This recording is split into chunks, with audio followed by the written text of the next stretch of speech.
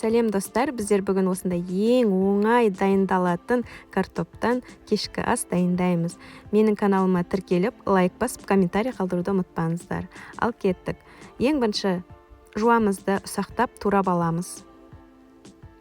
4 бұрышты етіп, осыдан кейін морковымызды үлкен үкіштен өткіземіз.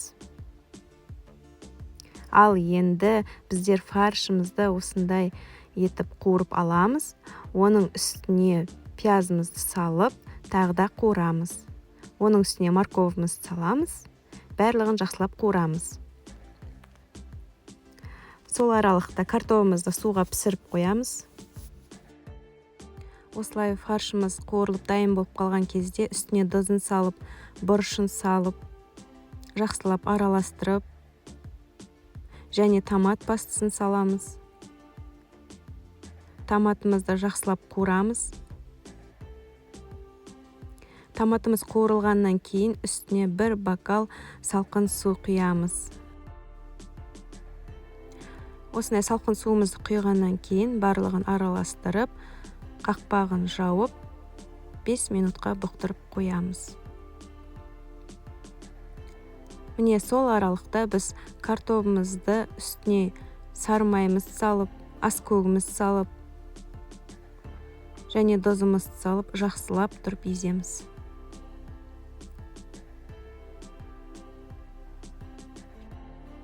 Дайын картоптан езбемізді осылай қолымызды майлап алып, дөңгелек шариктер жасаймыз. Картопты көп те аз да алмаймыз. Дәл осындай қылып жасаймыз. Ортасына шұңқыр жасаймыз, өйткені ортасына фарштан салмамызды саламыз. Осы моментте асықпаған дұрыс, өйткені картошкамыз формасын жоғалтып алуы мүмкін.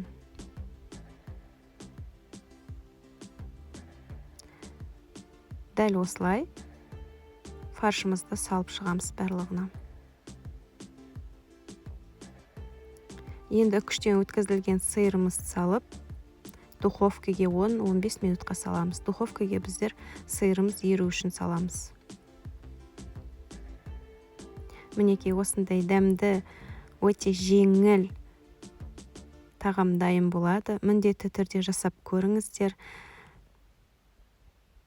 Және де менің каналыма тіркеліп, лайк басып, қоңыраушаны басып қойды ұмытпаңыздар. Қоңыраушаны бассаңыздар, менің видеоларымды бірінші болып көресіздер. Сіздермен болған Ақмарал.